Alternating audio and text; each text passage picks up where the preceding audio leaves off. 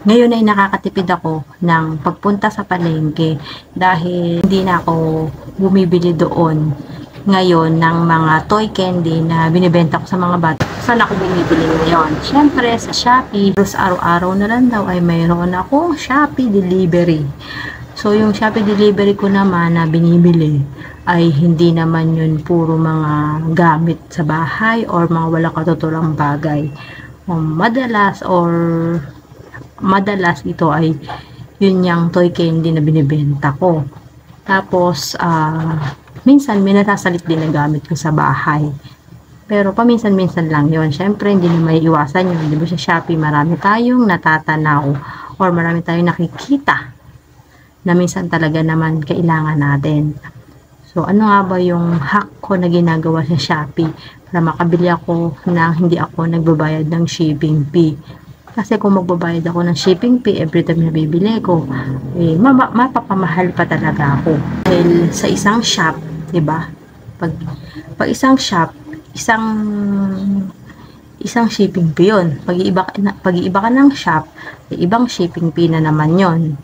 Kaya nga yung ginagawa ko ngayon ay hindi ako nag-shipping or free shipping na. Pati yung ginagawa ko, bumibili ko or sa mga toy candy na yan, pag tumingin ka sa shop nila, talaga namang marami akong napipili. Nung one time nga, marami akong napili. De, syempre, parang sa palengke, shoot ka na shoot sa basket, dito sa Shopee, add to cart ka na, add to cart. Tapos, yung i-check out ko na, siguro ang napili ko nasa 20 item. O madami yun kasi ibabox yun ng malaki dahil 20 items, nagkakahalaga siya siguro sa 2,000 plus. Tapos pagtingin ko sa shipping fee is umaabot ng 500 pesos. Nagulat ako sa shipping fee. Is okay lang naman yun dahil kasi syempre marami siya, mas mabigat, mas lumalaki yung shipping. Kaya naisip ko yung 500 na shipping ko ay ilang item din yun kung ibibili ko. Kaya hindi ko na siya chinek out, hinayaan ko na lang. Tapos naisipan ko nga na ganito na lang yung gawin ko dahil si Shopee ay palagi naman may free shipping. Yung free shipping kasi is gumagana sa isang checkout mo ay isang shipping lang na may minimum. Kung ang shipping na ibibigay sa'yo na free ay 58 pesos, yung 500 na yun, ang ibabawas dun sa free shipping is yung 58 lang. Kaya magshi-shipping ka pa rin ng malaki. 58 lang yung linis. Kaya naisip ako na lang na ang orderin ay 3 item or 4. Kung ilan yung pwede ang magiging shipping ko lang ay 58 pesos. So nag-check out ako ng 3. Kaya ang naging shipping ko lang ay 58. So ginamit ko yung voucher. Kaya no shipping fee yung 3 in-order ko. Tapos, binalikan ko kinabukasan or sumunod na araw, yung another 3 uli. At may shipping voucher na ulit ako. Kaya nagamit ko ulit siya na naka-anim na ako na nabili na wala akong binabayarang shipping. So, ilang item na yung dumating sa akin na tigda 3. At yung isa ay 4 pa yung laman na wala akong binayaran. Kumbaga, yung mga in-add to cart ko na yon ay nabili ko din lahat. Hindi nga lang siya sabay-sabay dahil nga hindi ubra kasi mataas ang shipping fee. Ang para sa akin, mainam nga yung ganun na 3 lang. Kasi nung time na dumating yung 3, syempre dinisplay ko na yun sa harapan. So, mga ilang araw, dumating na naman yung sumunod. Halos 2 days lang yung naging pagitan. Dumating yung sumunod na 3. Yung pagdating ng 3 sumunod, yung nauna ko sa harapan na naka-display is naubos na yung isang pack. So, 2 na lang yung natira na yung 2 ay paubos na rin. Kaya tamang-tama lang na i-display ko ulit yung bagong dating at isasama ko na doon sa datihan. Kasi ako ngayon ayoko ng i-display ko lahat ng maramihan. Kasi kahit ako pag mamimili ko ng mga damit, diba? Sa dami ko ng pamimilian, hindi ko alam kung ano yung aking pipiliin. So, ganun din yung mga bata. Sa dami ng makikita nila sa harapan nila, hindi nila alam kung ano yung pipiliin nila. Minsan kasi sa isang pack sa akin dati, merong naiiwan na 2 piraso or 3 piraso.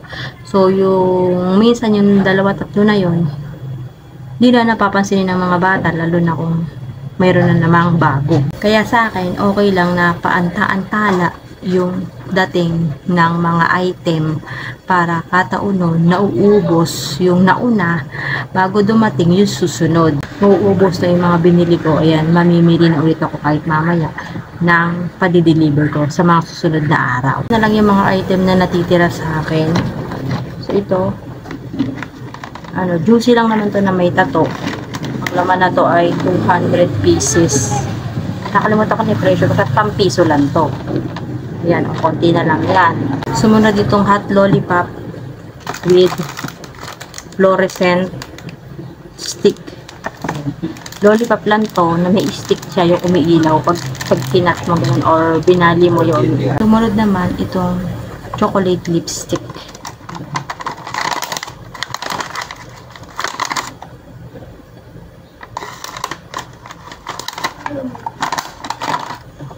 Ilan na lang din to. Yung pinaka-last na lang na natitira ko dito, itong mango cheese stick na nag-iisang peraso na lang din ang laman.